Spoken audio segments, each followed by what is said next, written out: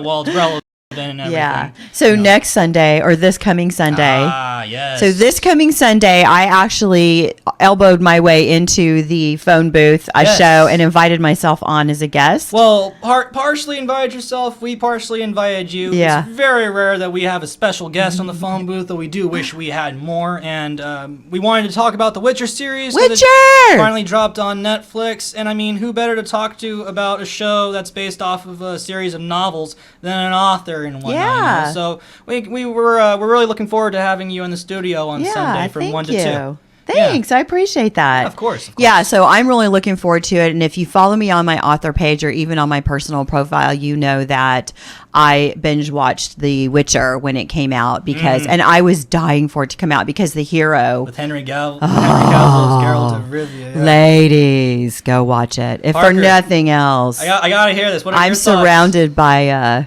guys here, so.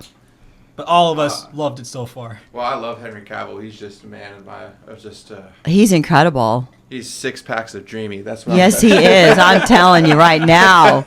Right now. He is. I swear he has an 8-pack, but he does. He had to take it down, right? But I mean, you add the cat eyes and the white hair and the scruff because before he's been all cleaned up as Superman, right? Mm-hmm. And I'm not into clean cut guys, so Superman, Mission Impossible recently. Yeah, now I liked him in Mission Impossible because he was really bad. Oh yeah, yeah. And you guys were even talking about having an offshoot of Mission Impossible character. Was it you guys talking about that? No. I'm cheating on you. I watched another podcast. Oh, it's fine. It was another review. Yeah, it was another reviewer that somebody was saying they would like to see a series or another movie based on that character that he was in Mission Impossible. You know, that would have been interesting. I haven't really had the chance to watch the new Mission Impossible myself, but I heard he did pretty good. Henry Cavill seems like the kind of guy to really pull off spy movies and whatnot. Yeah. When they announced him on there, it's I didn't really expect to see him there, but when I saw the trailer, it's this is his kind of a movie. Yeah. I think he almost fell into that curse of Superman where he was going to get stuck being typecast, right? Oh yeah. But I think that he's done such an amazing job of diversifying himself now. He was almost typecast as Superman if it weren't for the fact that he didn't appreciate how he was being treated while playing Superman. Yeah. Because other actors like Ben Affleck, Gal Gadot, they were getting paid pretty well for their work and whatnot as A-list actors, while Henry Cavill, even though he was Superman, was still getting paid as a B-listed actor. That's crazy. So his agent got mad at Warner Brothers, arguing about that. They threatened to just do a Supergirl movie instead and everything. Luckily, he's still Superman. We're still getting a Supergirl movie. Yeah. Okay, wait, stop, because we got to talk about all this on Sunday. I ramble. Okay, forget we even started talking about that. As you can tell, I love my movie talk. So. Yeah, but we're gonna let's just wait. Yeah. Let's wait till Sunday. Yeah. So now we have some really exciting stuff to talk about on Sunday. Sunday's our discussion part. I'm super excited about it. So I'll share when I'm here on Sunday. I'll share it with you guys. You always appreciate that. Yeah, thank you. I appreciate you guys. And then also Saturday and Sunday they're on. So if you want to come in, go like the Voice of San Joaquin on the Facebook, and you'll get notified when a live comes on, and you can see when the phone booth comes on. It's a great show. I love watching these guys. They're amazing. Yeah, we're going to be doing a wrap up for this year and whatnot, talk about The Witcher and everything, some of our favorite moments of 2019, some of our not so favorite moments. Yeah. So I want to move on to my show now. Yes. Sorry. I'm still on the spotlight here. I'm supposed to be a guest. See how the guest takes over the show? The guy, he's behind the board, you put him in front, and this is what happens. No, I'm teasing totally. So I had initially planned to come on by myself, and I had purposely not asked anybody else to come on. I was going to try to be brave. I typed up this whole sheet of things to talk about, and then I expressed my anxiety about coming on alone, and my guy here, I will forever provide home baked meals now for. I always appreciate that. Just agreed and volunteered to come on, so I really do appreciate that. Thank you very much. I know how that's like. I honestly can't do an episode of the phone booth without Brian and Parker, so I know how that is. Well, now I was watching your YouTube video though, and I thought you did real good by yourself, but it's not the same because I do Facebook lives by myself all the time, and it's not the same. It's a little different. Yeah, with the phone booth, I try and be more formal about it. I'm like the square square anchorman in the Yeah. group and everything. Yeah. You know, well, with my YouTube channel, I try and be like completely laid back, not care at all, talking about stuff, you know. So one of the cool things about Ed here is that he is also a writer. Now, he's not writing the same, don't knock yourself down. He's not writing the same things that I'm not. He's not writing a book, he's writing a screenplay. Yeah. And one of the things that I did want to talk about coming onto the show today was kind of a year in review, the things that I had done and what I'm looking forward to for next year. And one of the things that I'm looking forward to next year is helping other artists get their work out, because there's a lot of artists that don't do anything really. One of the things that I was really surprised to learn, especially in the writing community, and that goes for screenplay, that goes for all kinds of writing, is that writers tend to be introverts, really. Oh, yeah. And they have a hard time pushing themselves forward. Oh, yeah. I joined the San Joaquin Writers Group, San Joaquin Valley Writers Group. They meet once, I think it's a second Saturday of every month. I'll have to get that. They meet at UOP. And I joined them, I think, in late August. I joined them in early August, right before my book released. And I've gone to every single meeting except for the November meeting, and in the November meeting they decided I would be their publicist while I wasn't there. So I know that was smart of them, because if I'd have been there I might not have accepted it, but since I wasn't there, it's kind of like don't miss a meeting, because you might be put in charge of something, which is what happened. The things that happen when you miss just one little meeting. meeting. Just meeting. But I think the reason that they did that was because they have real, and I always say this, and my husband gets mad at me, they have real writers there who are, selling and winning awards and all of the things, and I'm just brand new. My first book came out in August, right? So I don't consider myself a real writer. You feel humbled in the presence. Yes, I feel humbled. But one of the things that I learned is that they have a hard time marketing themselves and promoting themselves and getting their work out there. And then as I joined other online writing groups and talked to other writers, I learned that this is a common theme with a lot of writers in this industry. Artists, writers of all kinds have a hard time putting themselves out there. And me coming with such a big entrepreneurial background, well, if you don't learn how to sell yourself early on, you're not gonna be able to survive. So that was something that I brought that was, I think, unique. It's a unique fit for this demographic, right? Oh, yeah, yeah. So one of the things that I want to do, and I always believe in giving back, it's like 100% my thing. And if you live in my community and you know that without question, that's one of my biggest things. Moving forward in 2020 is to help other writers and artists promote themselves and get their work out there and get moving forward. And that looks like a lot of different things, right? Right. So I started talking with you, Yes. and you opened up to me about, and I think the reason we get along so well is because I have sons. And so like, I get you, Yeah. you know what I mean? And you're like, who's this crazy old lady over here? Yeah. Right. But I kind of mommed you, and you could, Yeah, it's all good. yeah. So you have a screenplay. So let's talk a little bit about that. We've got a working title of Revenge. Yeah, so far that's the only name that I have for it at the moment. It's a working title. I wanted to sound more like a fairy tale kind of title to go with it, because even though it takes place in like a modern era, I wanted to have the vibes of like an old school fairy tale or a fable that you'd read in some random history book somewhere or something. Yeah.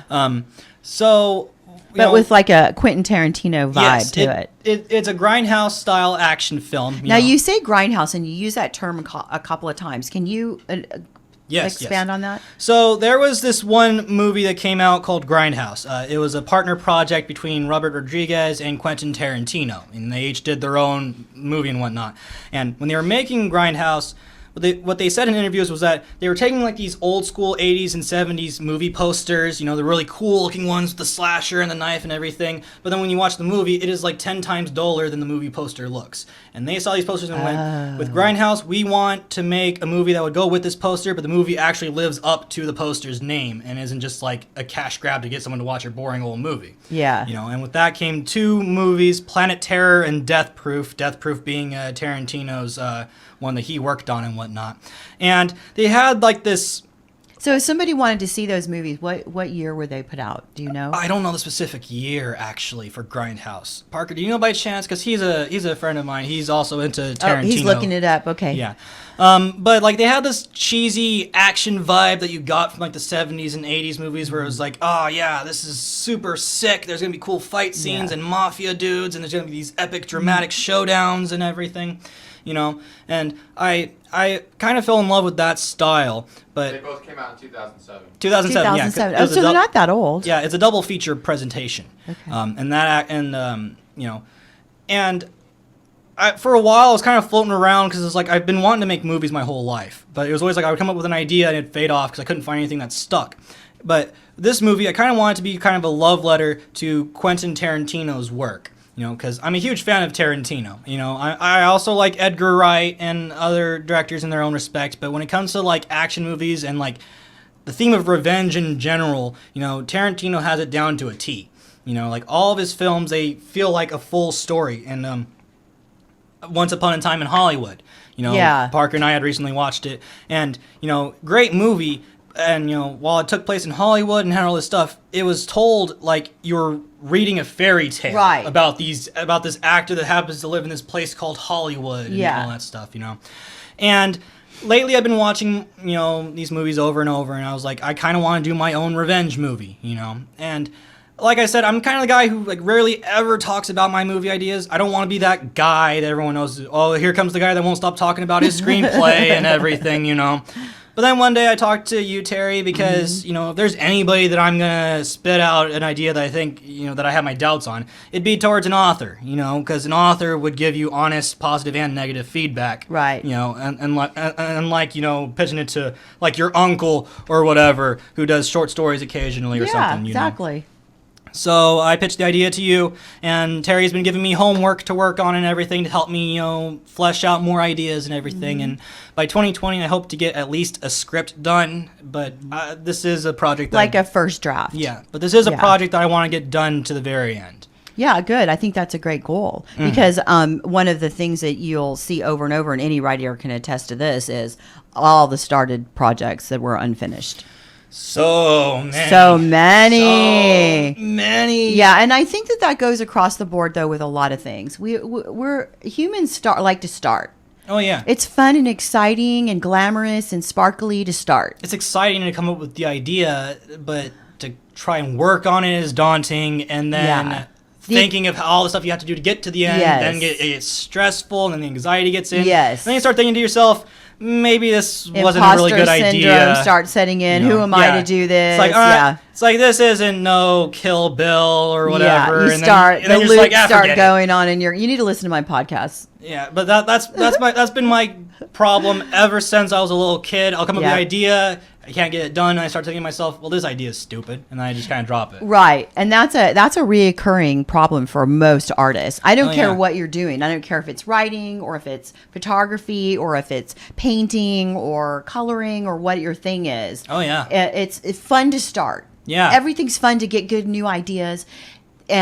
But to follow through, and you know, the middle is hard. That's one of the things that kept me really from talking to people about the film project I want to work on, because I'm afraid of telling people, hey guys, I'm going to work on a movie, this is going to be so cool, and a movie never gets made. Yeah, well, and then you also open yourself up to the naysayers, right? Yes, yeah. Because I've always been that guy to just, I'm fine with hearing negative feedback about literally everything. Like, you know, you can ask my friends, I'm kind of the guy that I try my best to just shrug off anything. Yeah. You know? So, but when it comes to creative stuff like books or movies or anything, I'm more scared about any negativity, you know, even though I'm expecting it and stuff. You expect it, but it's impossible to shield yourself from it. Oh, yeah. Like, I have writing coaches, right, that I pay money for because I'm a big proponent of education. So if you can afford to pay somebody to educate you and get there a little bit quicker, great. If you can't, then there's so much information out there. I usually can't. So. Well, there's so much information out there. You can piecemeal it together yourself or become friends with people like me. You'll just just spoon feed you what I pay people to deal me. That's what I was thinking. I had to actually start talking to people, but there is that phobia of talking to people about the idea because I don't want to be like, hey guys, here's this idea that I had for a project, and they're like, oh yeah, this looks good, but in the back of their head, they're like, this is garbage. What's this guy talking about? Well, that's just it. Yeah. And I admit, I did kind of have those kind of jitters when I sent you the pitch to my movie at first. Really? I was afraid that you're going to read it and be like, what is this, dude? What is this guy even trying to write? I was thinking I was gonna get like, even though I know that you're a nice person, the way that I naturally am, I was expecting to get like an email like, okay, so you need to fix this and that and this and that and this and that and this and that. I wasn't expecting like well, this is pretty good. You just need to flesh this out more. Yeah. My mind's naturally like, what is negative? Wrong with well, and they call that imposter syndrome, and most creatives have it, right? Most creative people have it, and so even my coaches were telling me that they have imposter syndrome. It's prevalent with our with the creative mind, right? Yeah. But what you have to do is like figure out ways to make that go, or just keep pushing forward anyway. The way I've been dealing with it so far is that I've lowered my standards kind of for the movie. Like the way I'm tackling it, like I'm not tackling it like I want to make a motion picture to go on movie theaters everywhere. I'm tackling it like I want to make something that I could at least play in a drive-in theater. Yeah. Because, that's the style I'm going for anyways, the drive-in style movies and everything. Well, and it's your first screenplay. And it's my first screenplay, Yeah. You know what the coaches told me is the first book, and this is with screenplay as well, because it's the same thing, right? Where it's just a different media that we're putting it out in, right? But it's the same thing. Yeah. Your first book, your first screenplay is going to be your worst. Oh, yeah. It'll be your worst. But if you don't get it done and get it out there, you won't know what it is you need to fix. Exactly. Your readers, or the people that you send your screenplay to, are the ones that are going to really tell you what you need to work on. Yeah. And that's where your second screenplay gets better, and then your third gets better, and by the time your fourth comes along, you already got like a plan. Like so my first book, they're saying, was my worst book. I wasn't even supposed to make any money on my first book. I'm making money on my first book. Well, that's good. I'm making a monthly income on my first book. That's awesome. My second book just came out at the end of October, so I haven't actually received any royalties on it yet, but it's generating royalties. Okay. So I wasn't supposed to make money on my first book. I'm already making money. So it's already better than it was. But all of those things that you're saying, all of the reviews, all of the, here's the thing. Right now, you're only dealing with what's in your own head. Oh, yeah. Wait until it's out there and you're having to, strangers or on Facebook or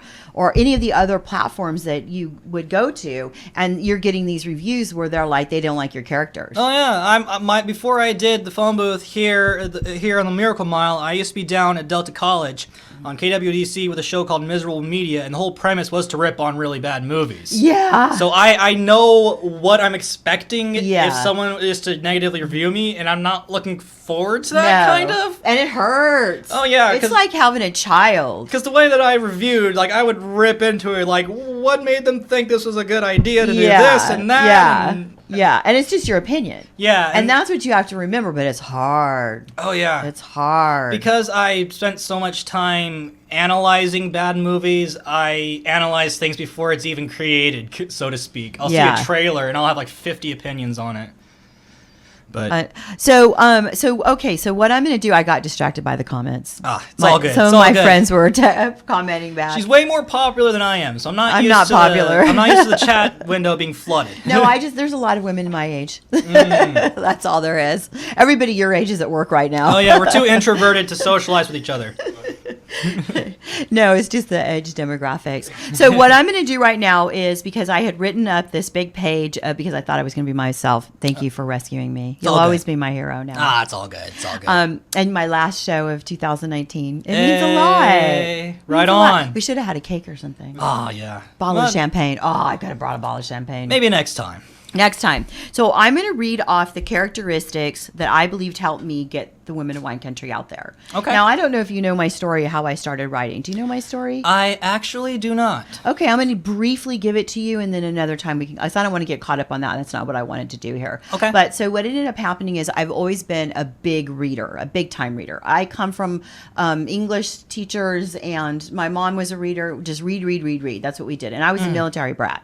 So I grew up in the South on military bases, and we moved around a little bit. So I would read, but then I started writing stories. So I would write stories of these fake friends that I had that weren't real people, and I would take them with me. And one of the stories that I wrote was about this group of girls, which I was one of them, that we had a charm bracelet. And back then I was 7. I didn't even know what silver in that was. But this is a common theme in my new books. We had a charm bracelet, and then when one of the girls had to go away because her grandmother died and she had to go away and was going to be gone for the summer, or one of the girls had to go away to summer camp, the girl friendship would send off the charm bracelet. It was up to the girl to bring something back special on the charm bracelet.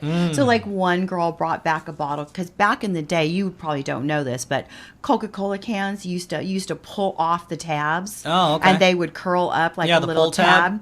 And so she attached it to the bracelet, and that's what she brought back. So there are little things like that are very dated and probably would make a cute little old-fashioned story. Oh, yeah. But anyway, I kind of got off topic a little bit there. So what ended up happening is I got sick. I used to work for an almond farmer, and I was his VP. He had 7 ranches and a few manufacturing facilities, and I traveled around quite a bit and learned that not very many people knew about my wine appellation. So I started this Facebook group called Women in Wine Country. I was going to do like a YouTube channel and video a bunch of us gals going to different events at our wine appellation at the wineries in order to promote the wineries, just for my own community, because I've always been community minded.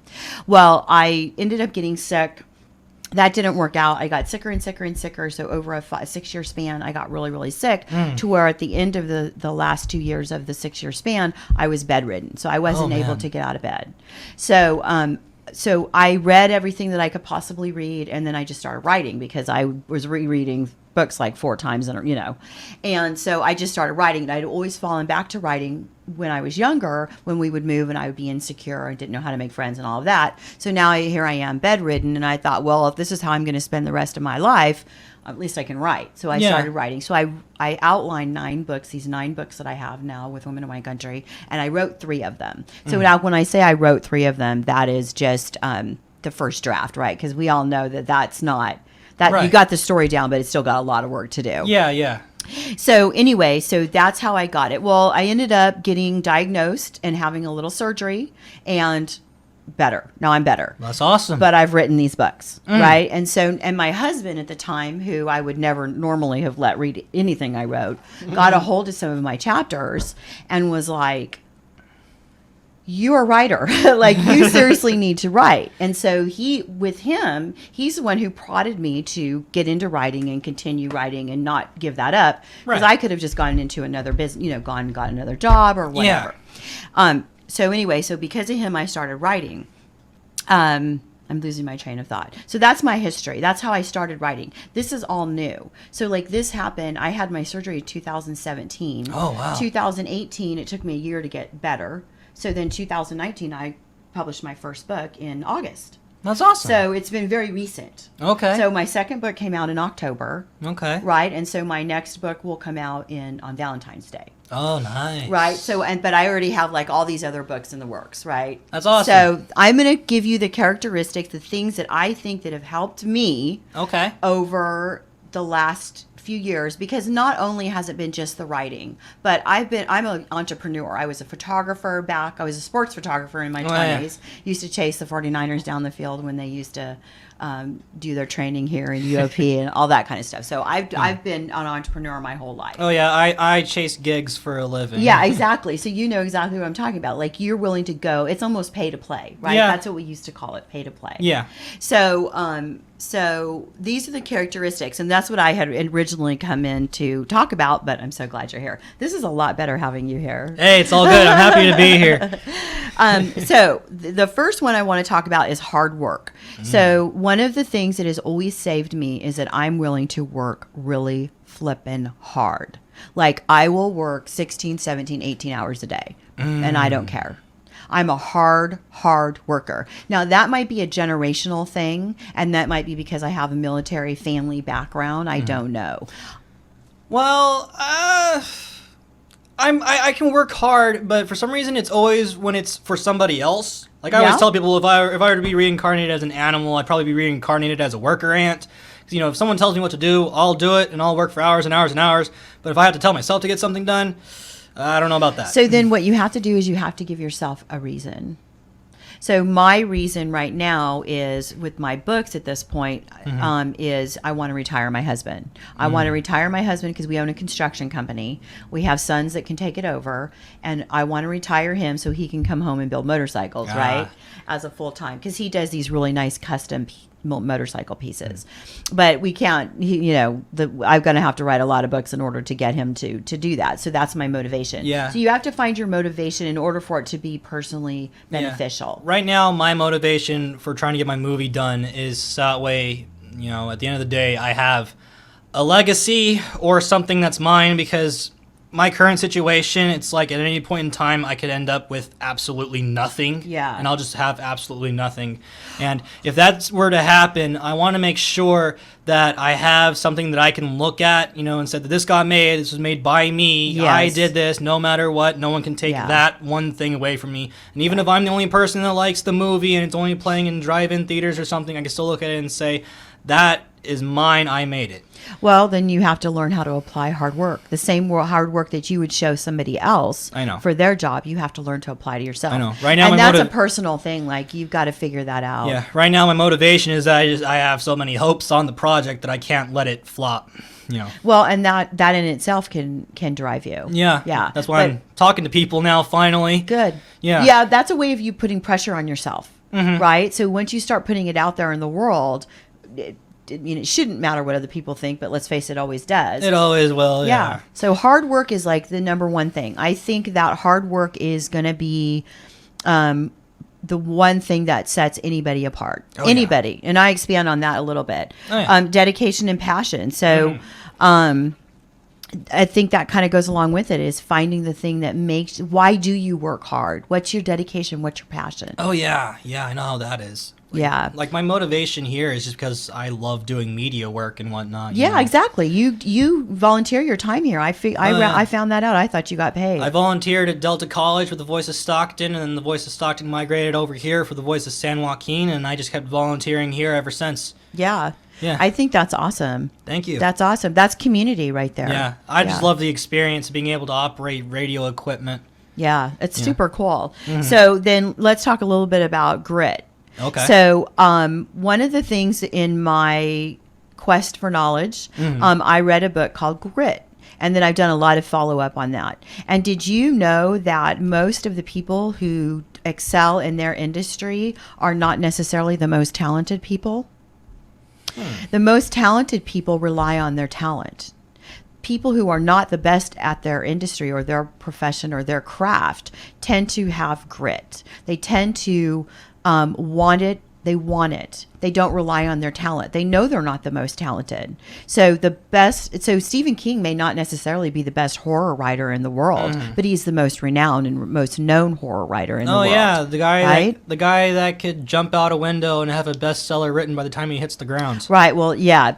So he had grit. He stuck with it. He has more naysayers than anybody else. I mean, if you go read his reviews, like, there's a lot of people who don't like him or think he's a very good writer at all. Oh yeah, but he is one of the most popular ones. He is, and because he's got grit. He kept at it. He didn't let the naysayers. I mean, not to go into a weird place, but like 50 Shades of Grey, right? That was terrible. That was a terrible book, terribly written. Started off as a Twilight fan fiction that got so popular it became its own series of novels. Yeah, I mean, she's rich, and it's not even that well written. Is what I'm saying. Not very believable.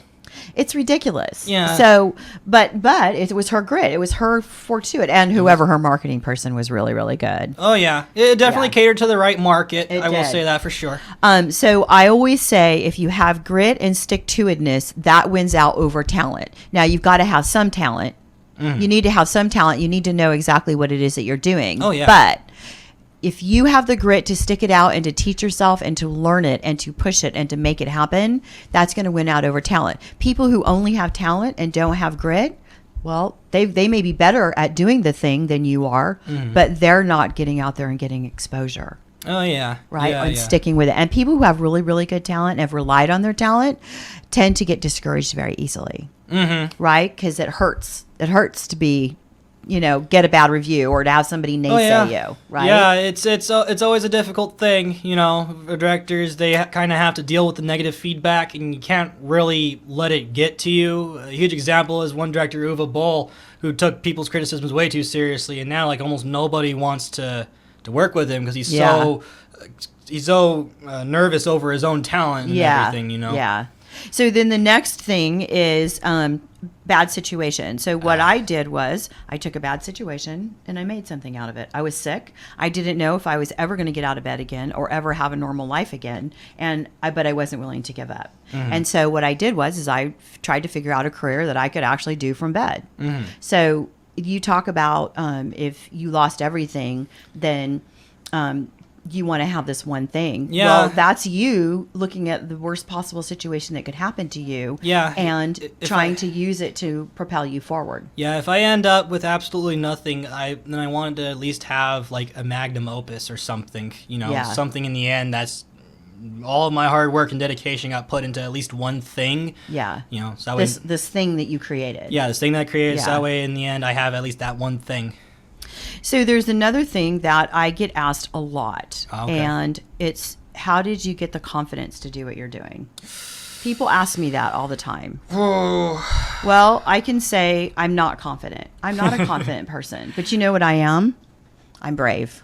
Yeah, I'm still working on that. You're young. I don't know that. Well, I think that my mother raising me on a military base, telling me I could do whatever I wanted to do, was probably the best gift that any mother could give a child. Yeah. Because I never realized until, well, I still don't know what I can't do. Yeah, I'm still working on that, taking a step forward and whatnot. I'm still hesitant when I talk to people about my ideas. Even with my buddy Parker over here, when I talk about my movie ideas, I'm a bit hesitant, at times. Well, so people ask me about confidence, and when they do, they say, how do you get the confidence to do a radio show? Like, how do you get a confidence to do lives? How do you get the confidence to put it out there and write a book? God. How do you get the confidence? But I say this often to people. I didn't have the confidence. I still don't have the confidence. I had the bravery to get the experience.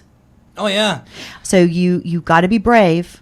Oh, yeah. You do the thing over and over and over. And, it's just like anything. The more you do it, the less scary it is. Oh, yeah. When I started doing radio at Delta College, I did not volunteer for that. I asked if I could watch somebody do a live broadcast on air. And then you got stuck on. And they dragged me right in there as a co-host. And then, good. In that point in time, I was just knees shaking and everything, But then eventually I got my own show going. And then, one thing led to another. Yeah.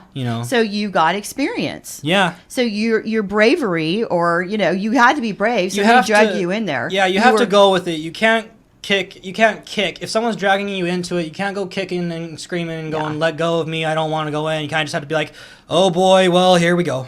Yeah. So you were brave. Yeah. You were brave. You were brave enough to gain the experience. And now you have confidence. Yeah. So as I was not being confident today, because I didn't really want to come on by myself, you were confident for me. Oh yeah. So of course. then you helped me be brave. Yeah, because I know what it's like. Yeah. Yeah. So there you go. So when somebody asks me about confidence, the thing I say to them is, I'm not that confident. I know that people think I'm confident because they see me doing all of the things. They see me on Good Day Sacramento. They see me doing this. They see me on all the lives. They see me putting the books out there. They see me in the paper. They see me doing all of these things, but I'm not confident. I'm just as insecure as everybody else, but I am brave, and I'm brave enough to get the experience. So the first time I went on Good Day Sacramento, now the second time I go on Good Day Sacramento, I'm not scared. The third time I go on Good Day Sacramento, well, now I'm just looking forward to it because I know those ladies are really nice, right? Right. So now I've got a little bit of confidence with that, right? So first you've got to be brave, then you've got to get the experience, and then comes the confidence. It doesn't just show up. It all starts with a leap of faith. A leap of faith. There you go. Okay, so the next thing is knowing what you don't know and being willing to learn. That's a big deal, and that I think is something that sets a lot of us apart. Oh yeah, it's knowing what you don't know, because I'm the first one to say I don't know how to do that, but I want to learn. I don't know how to write a yeah, script.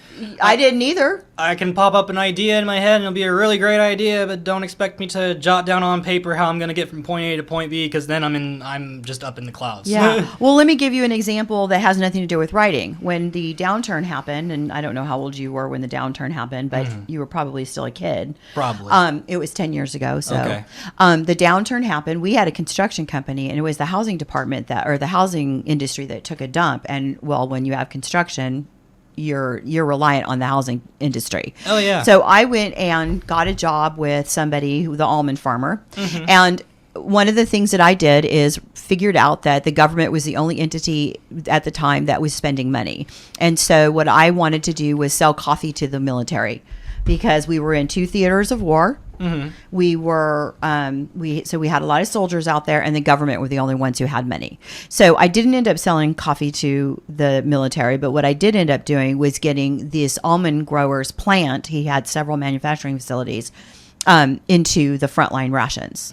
So I didn't know how to do that, but I knew I didn't know how to do it, but I knew I needed to do it. Yeah. And so I learned how to do it. I talked to people, I Googled stuff, I got on the phone, I visited with people, and you know what? If you are diligent and you want to know something, you can figure it out. Mm-hmm. And so knowing what you don't know is the most important thing you can do. Oh, yeah, definitely. Because then you surround yourself by people who do know.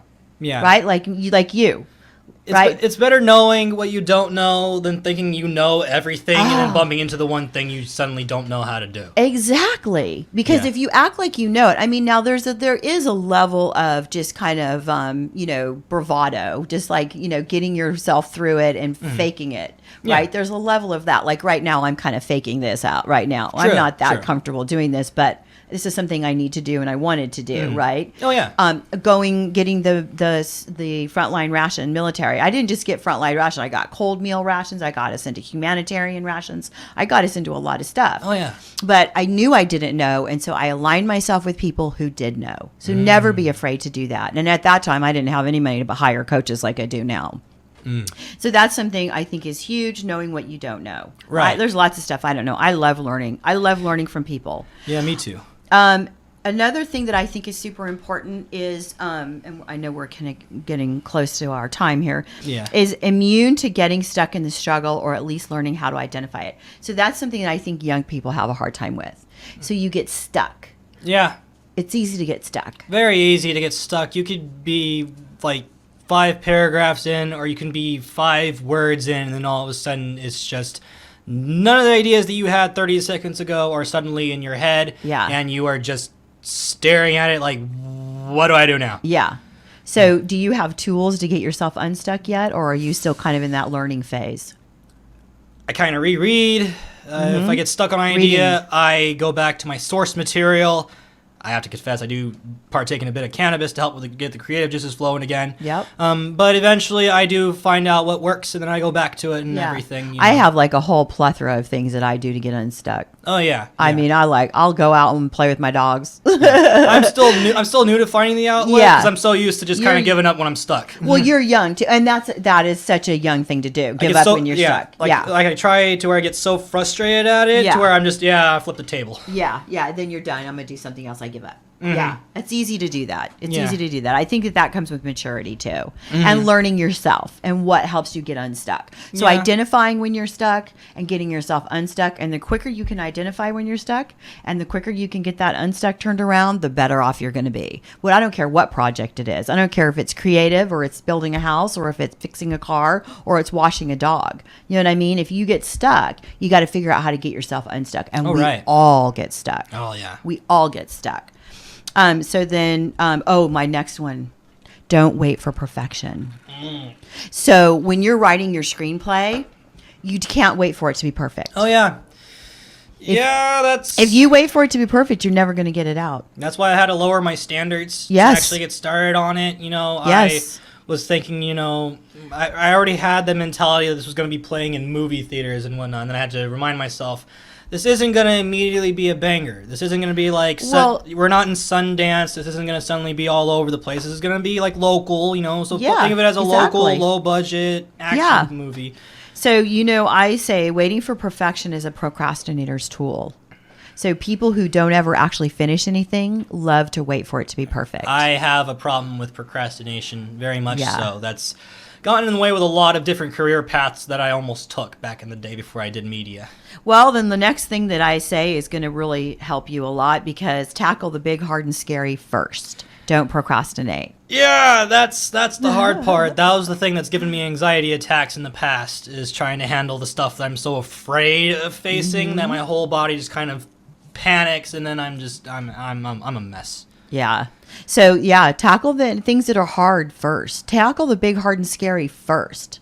Yeah, do those things first. Don't put it off. That's why I eventually told you about the plot, because that eventually one thing that I had to do is pass my idea on to somebody who has more writing experience. I was afraid of actually saying it, and then that day it was kind of like, you know what, screw it, say it now. You're not going to be able to say it ever. And then it's like, okay, well, I'll tell her about my idea. So the next thing is stay positive and keep positive people around you and avoid negativity. That's tough. Yeah. I'm still working on that one. My life is kind of like 50-50. Like sometimes I'm in that place where everything's positive, and then I end up in that place where everything's negative. Yeah. So I'm like that guy that's kind of like trying to walk on a tightrope between those two, Yeah. Well, I think that, a lot of the gurus and the coaches will tell you to cut out the negative people in your life, right? That's just not possible all the time. Oh yeah. There are family members you're not going to get rid of. Yeah, sometimes the family member is a negative. So what you have to do is quiet their voices. So like the negative voices that come in, quiet. This last year I actually removed a couple people from my life. Oh wow. Because they were loud voices I couldn't quiet. And I needed to have positivity. The rest of the world is going to be negative enough to me with the way I'm putting myself out there on a platform. Right. So I needed to have my close circle as positive as possible. So I think that's really important to keep in mind. Yeah, I had to start socializing with my friends more often, because my family because we're all in kind of a bad situation. Things aren't necessarily positive at the home front. Yeah. So I had to kind of try and get myself to start hanging out with people outside to counter that. Yeah, just to socialize, because my two safe havens are at the house and here at the station, and I needed to kind of find a third spot. Good for you. So that was smart. Yeah, so I started hanging out with friends more often lately. Good for you. Yeah. That's really smart. I'm really glad. That's a great survival skill that you're perfecting there. Good for you. Yeah. The next one is keep emotions in check. You never want to respond emotionally about something. Oh my God, you have no idea. That's a big one for everybody. I'm like a bottle with like, it's hard to describe. It's like a bottle of lava with a few sticks of dynamite in it. Yeah, we all are, honey, especially at your age. Oh, yeah, because I usually have the whole, things are just okay, but, a week or so ago, I did kind of let everything get to me and whatnot, and I'm still recovering from that and whatnot. But well, I always say no decision or action made out of emotion is one you're going to be happy you made. Yeah, that's true. Yeah, I mean, unless you're just really happy and you give somebody a hug, that's about the extent of it right there. Yeah. So I always try now. I mean, that's the toughest human trait, is not reacting off of emotion, right? Oh my God. So yes. I always try to, if I get super upset or super emotional, step back, calm myself, think about logically what's going on, and then come in and make a right decision. And I've never been happy with any decision I made out of emotion. Never. Yeah. So me neither. I have a bit of a hair trigger sometimes. I can just snap at one point for no reason, and I always feel bad right afterwards, because you look back at it and it's like, wow, I was being really stupid. Now you can always think in your mind all the dialogue that you would never say out loud. Yeah. And then when you start writing, you can kill people off. You can torture them and kill them off. It's very therapeutic. I'm not the guy to picture torture, but I do love Tarantino's movies for the way they could just talk trash on somebody. Like Pulp Fiction, when Tarantino's sitting in his kitchen with the coffee and he's just trash talking Samuel Jackson, John Travolta, just ripping them open. I love thinking of stuff like that, where you're just ripping on them. Yeah. Well, I have killed off some people. And it was very therapeutic. And then I was kind of like, I had a little secret. If anything, like sometimes I'll, like when I'm thinking of a story, I'll picture somebody that I don't like as like somebody that the protagonist has to go up against. That's not the case with this movie particularly. I do have somebody that, you know, inspired me to make the antagonist, but it's not for that reason. Gotcha. But usually it's like, yeah, you know, if I'm thinking of a story, I might have somebody that I'm on bad terms with be like the temporary antagonist for a moment. That's awesome. Yeah, it's great. I love it. I'm very happy with it. I put out little memes on my author page like, you know, it's okay. Don't worry. I'm just going to kill you off. You know, and people are like, oh, that's so funny. No, I'm really doing that. Like, I'm really doing that. Okay, I have 2 more things and then we can wrap this up. Yeah. Be ready to accept opportunities. Oh, yeah, I've been hopping on way more opportunities lately than I used to. That's why I'm even getting this project done in the first place. Good for you. You know, I got you helping me out with it. I got Parker helping me out. And he's going to be an actor in my movie as well. I got Jim Chong from Walk the Talk. He's willing to help me out however he can, you know. Josh from the Artist Hour is helping me out, you know. That's awesome. You're never going to be unhappy about the opportunities that you tried and failed. You're only going to be unhappy about the ones that you didn't do. Oh, yeah. If I didn't hop on opportunities, I wouldn't be doing radio. I found out about the Voice of Stockton at Delta because I just asked about some random radio contest they were doing on Delta, and then I got pulled in, and one thing led to another. Yeah. Well, same for me. If Julie hadn't said, hey, would you like to have a radio show? I wouldn't be sitting here with you, and I would never have met you. Right. You know. So I'm glad you took that opportunity. Yeah, me too. Yeah. I'm a big opportunist, though. Like, I mean, you know, somebody asked me to do something, I'm going to do it. Me too. The last one that I want you to really think about, and everybody to think about, and I need to think about, is self-care.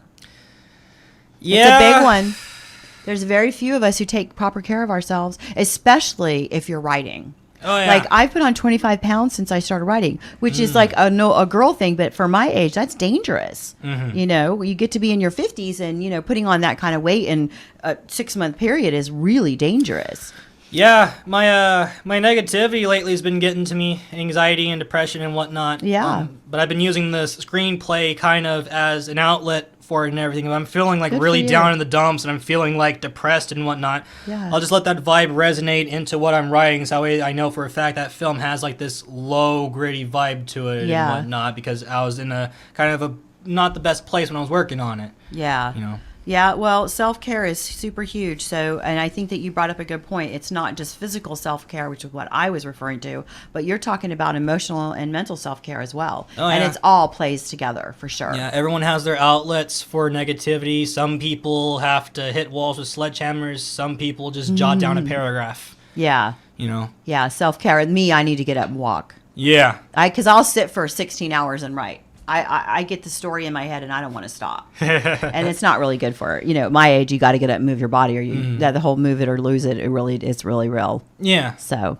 that is it. That's okay. it. We did good. Let me see. All right. Well, you guys, I want to thank you, Ed, so much. You kind of saved me today. This was no fun. problem. I appreciate it. I'm happy to be on the show. I kind of wanted to be on the show for a minute, so I'm glad that I got to pop in for a minute. Yeah. And then don't forget, you guys, I'm going to be on Sunday. And don't forget that Saturday and Sunday, the Voice of San Joaquin, go like the page so you see when they come up live. The phone booth is going to be on. I'll be on Sunday with you guys. Yeah, we won't be doing a Saturday episode because there wasn't really too much going on news-wise, but with the holidays and everything. But we are going to be doing a Sunday episode reviewing the Witcher series on Netflix. Yay, I can't wait. So if you guys haven't watched it yet, I would suggest you guys check it out on Netflix because there will be plenty of spoilers to talk about. Yes, we're going to talk. I'm talking about it. Totally talking we're about all going to talk about it.